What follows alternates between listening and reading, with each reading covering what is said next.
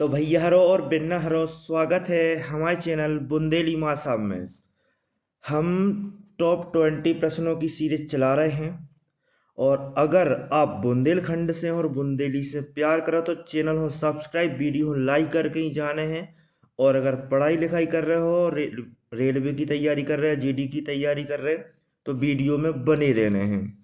तो हम तो वीडियो कर रहे हैं शुरू, चल रहे हैं आगे। और एक वीडियो हम एक को डाल चुके हैं, देखने हैं तो प्लेलिस्ट में जाकर देख सका तो पीछे पुरानी वीडियो में। ठीक है। और अब भरे जाने हैं फार्म रेलवे के। 23 जनवरी से भरे जाने हैं। 23 जनवरी से 22 फरवरी तक ऐसे भरे जाने हैं। तो फिर ये फार्म सबके लाने भरने हैं। और आरपीएफ कांस्टेबल को तो फार्म भरो ही, जोन जोन ने भरो है। तो उनके पेपर हैं भाई मार्च अप्रैल में। और एसएससी जीडी की डेट आ गई है, तो फरवरी में पेपर हैं। तो जीडी के लाने भी जब क्लास ज़रूरी है, कांस्टेबल के लाने और आरपीएफ कांस्टेबल के लाने भी ज़रूरी है, और ग्रुप डी के लाने भी ज़रूरी है। रोज़ हम एक क्लास लेके आते हैं 20 प्रश्नों की जनरल नॉलेज की, और जो सभी पेपर के लाने महत्वपूर्ण जब दूसरी क्लास है अपनी। चलो तो देख रहे हैं आज को अपन पहलो सवाल का है। तो आज को पहलो सवाल है, डंडारी डांस। डंडारी डांस नृत्य शैली का संबंध भारत के किस राज्य से है? कौन सी राज्य में डंडारी डांस होता है? तेलंगाना, महाराष्ट्र, केरल या फिर हरियाणा? तो इसका सही आंसर है अपना तेलंगाना।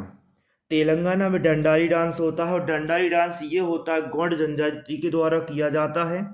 और कब किया जाता है ये डांस? तो दशहरा के अवसर पर। ठीक है, जब दशहरा होते ना, तब जाके जी का करते हैं डंडारी डांस करते हैं तेलंगाना वाली। और तेलंगाना की कौन सी जनजाति? तो गौड़ जनजाति के द्वारा डंडारी डांस होते हैं। ठीक है, अगला सवाल है, भारतीय संसद में शामिल हैं। तो भारतीय जो संसद है अपनी भारत की, कौन कौन से मिलके बनी है जो बताने हैं। केवल राष्ट्रपति और प्रधानमंत्री रहते हैं का संसद में, कि विधायिका, कार्यपालिका और न्यायपालिका रहते हैं, कि कम केवल संसद के दो ही सदन रहते हैं, एक सदन को नाम है लोकसभा और एक सदन को नाम है राज्यसभा, या फिर राष्ट्रपति और दो ही सदन। इस प्रश्न को अपन सही आंसर का रहे हैं, तो राष्ट्रपति और दो ही सदन मिलके बनत है अपनी संसद। राष्ट्रपति रहे और दो ही सदन रहे हैं, तो राज्यसभा और लोकसभा और राष्ट्रपति। इतने से दो सवाल बनत हैं कि संसद के कितने सदन हैं। तो सदन हैं सिर्फ दो, एक लोकसभा, ठीक है, एक लोकसभा है और एक राज्यसभा है। और पूछे तो राष्ट्रपति का है संसद को अभिन्न अंग है। राष्ट्रपति संसद का विभिन्न अंग है, अभिन्न अंग है। तो संसद के टोटल 3 अंग हैं। अंग कौन कौन से? तो लोकसभा, राज्यसभा और राष्ट्रपति। और सदन कौन कौन से? लोकसभा और राज्यसभा। अगला सवाल, महात्मा गांधी द्वारा दांडी मार्च निम्नलिखित में से किस वर्ष शुरू किया गया था? तो गांधी जी ने कौन से वर्ष में दांडी यात्रा करी थी? नमक बना भी गए थे, नमक बना के कानून भी तोड़ो तो। ठीक है, तो सन बताने हैं। तो पहला ऑप्शन 1920 है, फिर 1950 है। 1950 में तो देश आज़ाद होगा, तो खत्म आंसर, ये तो नहीं होगा। 1930 है और 1940 है। तो 1920 में महात्मा गांधी ने एक आंदोलन शुरू करो तो, जो उनको नाम है तो असहयोग आंदोलन। तो इनमें नमक वमक कानून कछु नहीं तोड़ो इनने। ये प्रश्न को सही आंसर है अपना 1930। 1930 में गांधी जी ने साबरमती से दांडी स्थान के लाने पैदल यात्रा करी थी। ठीक है, और उते दांडी पे जाकर क्या करो तो नमक कानून तोड़ो हतो। तो 1930 में दांडी मार्च करो तो। ठीक है, अगलो सवाल, भारतीय संविधान का निम्नलिखित में से कौन सा भाग संघ और उसके राज्य क्षेत्रों से संबंधित है? तो पिछले वीडियो में भी हमने बताई थी कि संविधान में कितने भाग हैं, और उन भागों से क्वेश्चन बनते ही देते हैं। तो संविधान में 22 भाग हैं। कभी कभी तो जो ही पूछ लो जाते कि संविधान में कितने भाग हैं, तो संविधान में भागों की संख्या कितनी है? 22 है। और 22 भागों में से कौन सो भाग है? तो ऑप्शन अपने पास 4 ऑप्शन है, भाग 2, भाग 3, भाग 1 और भाग 4। इन 4 ऑप्शनों में से बताना है कि कौन से भाग में भारत को संघ और उसके राज्य क्षेत्र का वर्णन किया गया है। तो इसका आंसर है अपना भाग 1। भाग 1 में क्या है? संघ और उसका राज्य क्षेत्र। भाग 2 में क्या है? तो भाग 2 में नागरिकता है, अनुच्छेद 5 से लेके 11 तक। भाग 3 में मौलिक अधिकार हैं, 12 से लेके 35 तक। और भाग 4 में डीपीएसपी हैं, ठीक है, राज्य के नीति निर्देशक तत्व हैं। और ये कहाँ से हैं? तो ये 36 से 51 तक हैं, ठीक है। भाग 2 में नागरिकता, भाग 3 में मौलिक अधिकार और भाग 4 में डीपीएसपी राज्य के नीति निर्देशक तत्व अनुच्छेद 36 से अनुच्छेद 51 तक है। और भाग 1 में कहा है तो भारत का संघ और उसका राज्य क्षेत्र अनुच्छेद 1 से लेकर अनुच्छेद 4 तक है। टोटल संविधान में कितने अनुच्छेद हैं? तो 395 395। इतनी इस सवाल से इतनी जानकारी मिल गई। फिर अगला सवाल अपनो, भारतीय संविधान के निम्नलिखित में से किस अनुच्छेद का संबंध धर्म की स्वतंत्रता के अधिकार से है? धर्म की स्वतंत्रता के अधिकार मतलब मौलिक अधिकार पढ़े हैं सबने, पिछले सवाल ही में बता दी हमने कि भाग 3 में कहा है अपने मौलिक अधिकार हैं। और मौलिक अधिकारों की संख्या कितनी है कमेंट बॉक्स में बताने हैं। इतने हम बताने रहे कहा कि धर्म जो अपना धार्मिक स्वतंत्रता है, धार्मिक स्वतंत्रता कौन से अनुच्छेद से कौन से अनुच्छेद तक है? तो देखो अभी हमने बताई थी भाग 3 मौलिक अधिकार हैं, और मौलिक अधिकार अनुच्छेद 12 से लेकर अनुच्छेद 35 तक हैं। तो एक ही बीच ही में आंसर रहे अपनो। तो पहला ही ऑप्शन बोल रहा हूँ अनुच्छेद 60 से 65, तो जो ऑप्शन कैंसिल होगा, ठीक है। अब ये 3 आंसर हो सकते हैं। तो अनुच्छेद 30 और 35, तो देखो अनुच्छेद 29 और 30 में अल्पसंख्यकों से संबंधित है, ठीक है, धार्मिक स्वतंत्रता से संबंधित नहीं है। और 35 अलग ही पहुंच जाते हैं जो। और अनुच्छेद 21 से 24, तो एक ही जो अनुच्छेद 21 है ना, जो आते हैं स्वतंत्रता के अधिकार में, और 24 आते हैं शोषण के विरुद्ध अधिकार में। तो जो भी नहीं है स्वतंत्र धार्मिक स्वतंत्रता का अधिकार। तो अब एक ही ऑप्शन बचो है अनुच्छेद 25 से लेके अनुच्छेद 28 तक, मतलब 4 अनुच्छेद 25, 26, 27 और 28। ये 4 अनुच्छेद धार्मिक स्वतंत्रता देते हैं अपने लाने कि अपन चंदा इकट्ठो करत हैं कोनो भी धार्मिक काम के लाने, तो कर सकत कि नहीं कर सकत, ठीक है। और जबरदस्ती है चंदा देवे को कि नहीं है। और को धार्मिक धार्मिक अनुष्ठान कर सकत हैं, ठीक है। ये सब धार्मिक चर्चा हैं, ठीक, कहाँ धर्म की शिक्षा दीजिए कहाँ नहीं दीजिए है, ये सब बातें हैं इन धार्मिक स्वतंत्रता के अधिकार में। तो अनुच्छेद 25 से अनुच्छेद 28 तक है धार्मिक स्वतंत्रता को अधिकार भाग 3 में है। और भाग 3 में कितने अनुच्छेद हैं? तो 12 से लेके 35 तक ये अनुच्छेद चलते हैं अधिकारों से संबंधित, मौलिक अधिकारों से। फिर अगला सवाल अपनो, क्रिप्स मिशन भारत में किस वर्ष आया? क्रिप्स मिशन भारत में किस वर्ष आया था? 1952 या 1932, 1922, 1942? तो क्रिप्स मिशन भारत किस वर्ष आया था? और पहले तो ये बताओ आया क्यों था ये क्रिप्स मिशन? तो क्रिप्स भारतीयों के द्वारा लगातार संविधान की मांग करी जा रही थी, ठीक है, हमारा संविधान बनाना है, ठीक है, क्योंकि जल्दी से जल्दी देश आज़ाद होने वाला है अब। तो देश आज़ाद होने के बाद तो क्रिप्स मिशन आएगा नहीं, तो इसका आंसर 1952 तो होगा नहीं, ये कैंसिल हो जाएगा। अब 1932, 1922 और 1942 बचे। तो भारतीयों की मांग को देखते हुए एक ब्रिटिश सरकार ने एक मिशन भेजा था, क्रिप्स मिशन उसका नाम रखा था। स्टैफोर्ड क्रिप्स की अध्यक्षता में आया था। कौन लेके आया था? स्ट्रेफोर्ड उनका नाम था, स्ट्रेफोर्ड क्रिप्स, ठीक, उनका नाम ही था स्ट्रेफोर्ड क्रिप्स। तो उन्हीं के नाम पे क्या रखा गया, इसका नाम रख दिया क्रिप्स मिशन।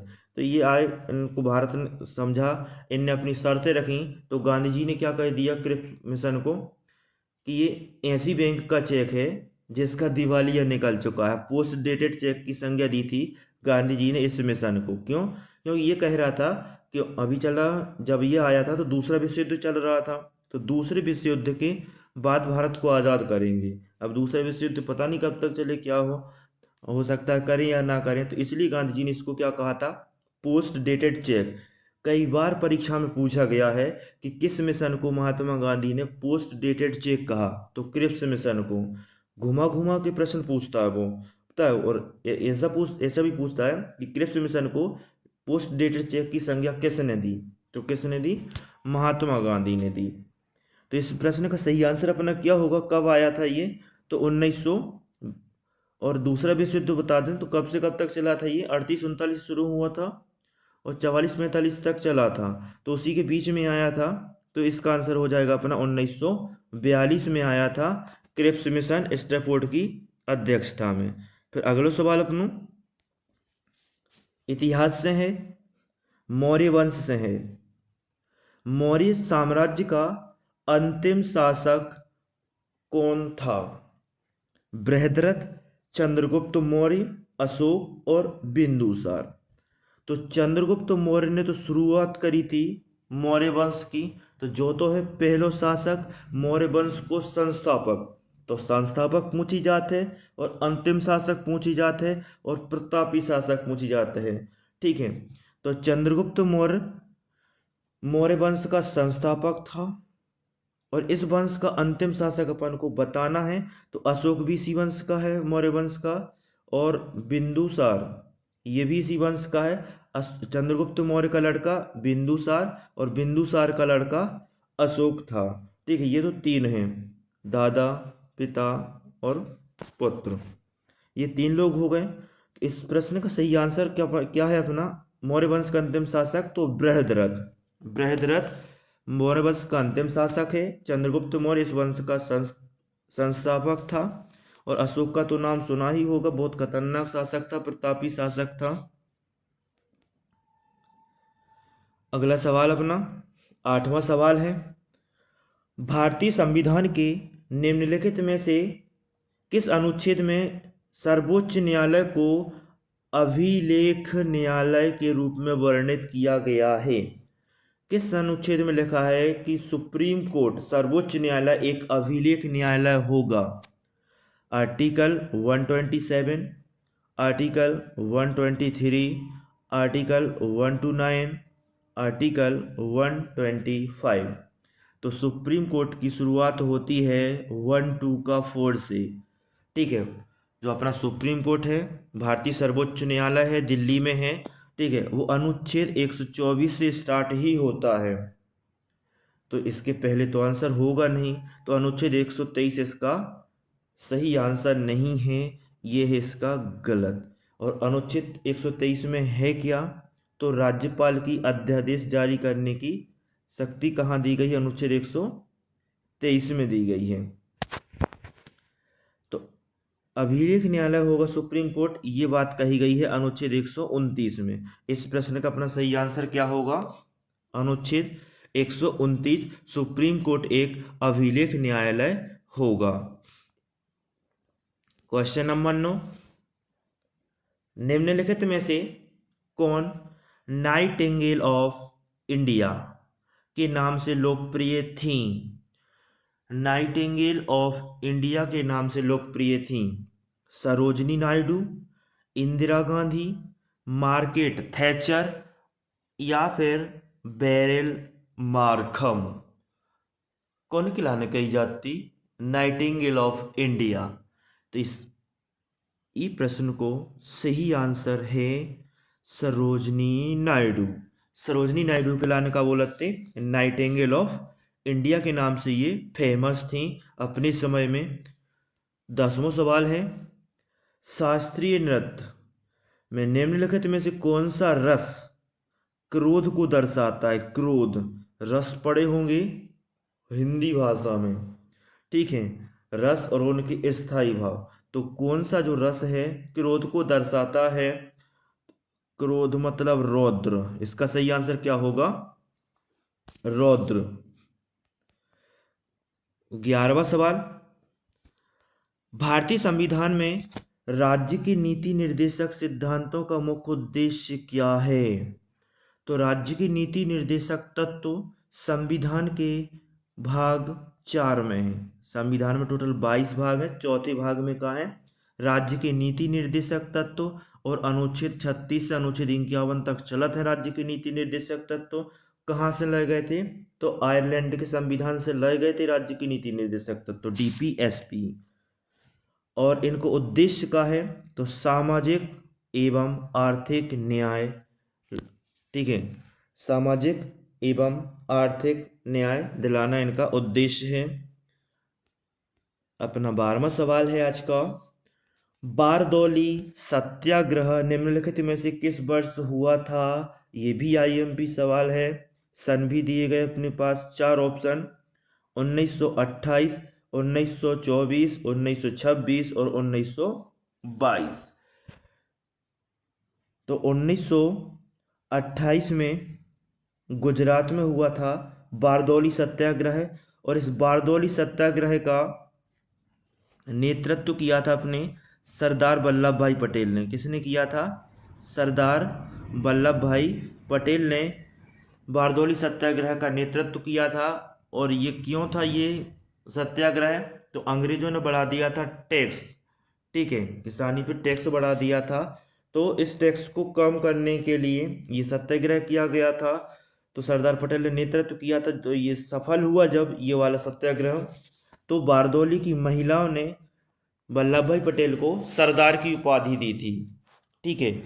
सरदार की उपाधि इनको कब मिली थी, किसने दी थी, ये भी क्वेश्चन पूछे गए हैं। तो 1928 में बारदौली की महिलाओं के द्वारा वल्लभ भाई पटेल को सरदार की उपाधि दी थी बारदौली सत्याग्रह में, ठीक है। और 1924 में बेलग्राम अधिवेशन हुआ था कर्नाटक का, और वहां पे गांधी जी ने सिर्फ एक बार अध्यक्षता की है कांग्रेस के अधिवेशन की। तो ये भी क्वेश्चन पूछा जाता है 1924 वाला, लेकिन अपने इस प्रश्न का आंसर 1928 रहेगा।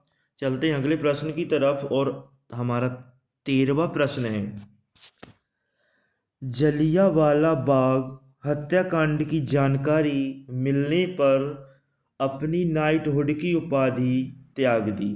तो किसने त्याग दी थी नाइटहुड की उपाधि? ठीक, उनके लानत दी गई थी, ब्रिटिश सरकार के द्वारा दी जाती नाइटहुड की उपाधि। तो जब जलियांवाला बाग हत्याकांड हो तो 13 अप्रैल 13/4/1919 में, 13 अप्रैल 1919 को जलियांवाला बाग हत्याकांड भाव तो जब, तो सब जने दुखी हते, बस जनरल डायर ने बिल्कुल अंधाधुंध गोलियां चलवा दी थी तो बिना मतलब की। तो नाइटहुड की उपाधि त्याग दी थी। कौन ने त्यागी थी? तो इस प्रश्न को सही आंसर रहे अपनो रविंद्रनाथ टैगोर। रविंद्रनाथ टैगोर ने नाइटहुड की उपाधि त्याग दी थी।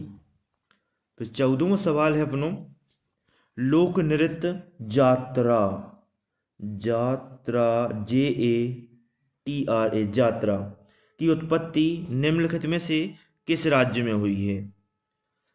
लोक नृत्य यात्रा की उत्पत्ति निम्नलिखित में से किस राज्य में हुई है? तमिलनाडु, हरियाणा, पश्चिम बंगाल और पंजाब। तो यात्रा जो है ये पश्चिम बंगाल से इसकी उत्पत्ति हुई है, यात्रा की, ठीक है। और वही उसी तरफ चलता है, पश्चिम बंगाल तरफ। अगले सवाल की तरफ चलें तो अगला सवाल जवारा डांस से है। ये फिर डांस से आ गया। तो जवारा डांस का एक लोकप्रिय नृत्य है, किस राज्य का है? सोच के बताओ ये अच्छे से, तो बहुत खतरनाक क्वेश्चन है ये। हिमाचल प्रदेश, गुजरात, मध्य प्रदेश, केरल, किस राज्य में होता है जवारा डांस? जवारा, सोच नहीं सकते इसका आंसर क्या होगा? पढ़ा होगा तो बता सकते हो। इस प्रश्न का सही आंसर है मध्य प्रदेश। मध्य प्रदेश में होता है जवारा डांस, जवारा नृत्य। अगला सवाल 16वां है, संविधान से है। भारत के महान्यायवादी अटॉर्नी जनरल की खालिस्तान के प्रसाद पर्यंत तक पद पर बने रहते हैं। मतलब ये कब इनका कार्यकाल की चर्चा है इस सवाल में। जो महान्यायवादी होता है अटॉर्नी जनरल, एक प्रश्न पूछा जाता है भारत का सबसे बड़ा विधि अधिकारी मतलब कानून का जानकार, कानून का अधिकारी कौन होता है, जो भारत में सबसे बड़ा होता है, तो यही होता है महान्यायवादी। भारत का सबसे बड़ा विधि अधिकारी कौन है? महान्यायवादी है। और संविधान में इसकी चर्चा कहाँ है? तो आर्टिकल 76 में है। संविधान के अनुच्छेद 76 में क्या है? महान्यायवादी की नियुक्ति के बारे में है। तो भारत के राष्ट्रपति इसको नियुक्त करते हैं। और इसके कार्यकाल की बात करें तो जब तक राष्ट्रपति चाहें तब तक ये पद पर बने रहते हैं, इसी को कहते हैं प्रसाद पर्यंत। तो राष्ट्रपति की इच्छा के अनुसार ये पद पर बने रहते हैं जब तक राष्ट्रपति की इच्छा रहेगी। राष्ट्रपति इनको जब चाहे हटा सकता है। तो जो महान्यायवादी होगा राष्ट्रपति के प्रसाद पर्यंत अपने पद पर बना रह सकता है। अगला सवाल 17वां क्वेश्चन है, भारत के निम्नलिखित में से किस राज्य में फ्लेमिंगो त्योहार आयोजित किया जाता है? Flamingo festival Nagaland, Mizoram, Andhra Pradesh, Sikkim. तो फ्लेमिंगो जो फेस्टिवल है ये मनाया जाता है आंध्र प्रदेश में। फ्लेमिंगो फेस्टिवल आंध्र प्रदेश हो गया। फिर शिव कुमार शर्मा का नाम भारतीय शास्त्रीय संगीत वाद्य यंत्र के लिए प्रसिद्ध है। किस लिए मशहूर हैं शिव कुमार शर्मा? क्या बजाते हैं? सितार बजाते हैं या संतूर, तबला या फिर बजाते हैं शहनाई? तो इस प्रश्न का सही आंसर होगा अपना संतूर वादक हैं। कौन? शिव कुमार शर्मा, ये हैं संतूर वादक। और देख लो शिव कुमार शर्मा को एक बार। तो ये हैं शिव कुमार शर्मा, जम्मू में हुआ था इनका जन्म, ठीक है। और ये बजाते हैं संतूर।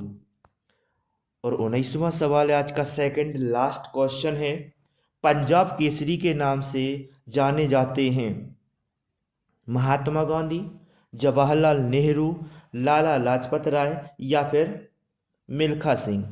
तो जवाहरलाल नेहरू को तो चाचा नेहरू बोलते हैं, मिल्खा सिंह को फ्लाइंग सिख, फ्लाइंग जट बोलते हैं, ठीक है।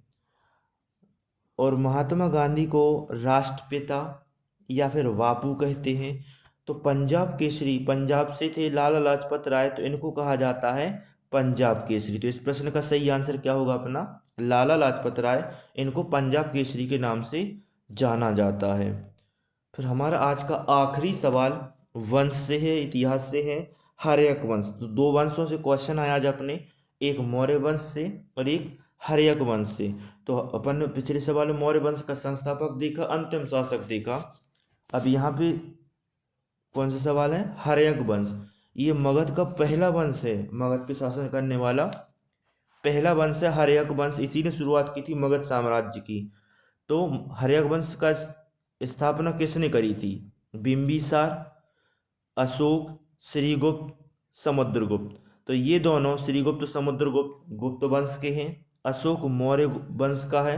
तो इसका तो सही आंसर क्या होगा अपना बिंबिसार। बिंबिसार ने हर्यक वंश की स्थापना करी थी। अशोक मौर्य वंश से संबंधित है, श्रीगुप्त और समुद्रगुप्त ये गुप्त वंश से संबंधित हैं। श्रीगुप्त ने गुप्त वंश की स्थापना करी थी, ठीक है। तो गुप्त वंश का संस्थापक श्रीगुप्त हो गया और हर्यक वंश का संस्थापक बिंबिसार हो गया। तो ये थे आज के हमारे 20 सवाल। और 20 सवाल बहुत महत्वपूर्ण हैं, ठीक है। हर पेपर में आए भाई सवाल हैं जी, कोनो भी पेपर में आ जाते हैं और आगे आ भी सकते हैं, कैसे रिपीट होते रहते हैं। तो कैसे लगे जी 20 सवाल? अच्छे लगे हैं तो पहले भी कही थी अभी भी कह रहे, वीडियो को लाइक करने का ऐसा अपन बुंदेली में चल है पूरा काम, बुंदेली में पढ़े हैं। और फिर मिल हैं अगले वीडियो में, तब तक के लिए जय राम जी, जय हिंद।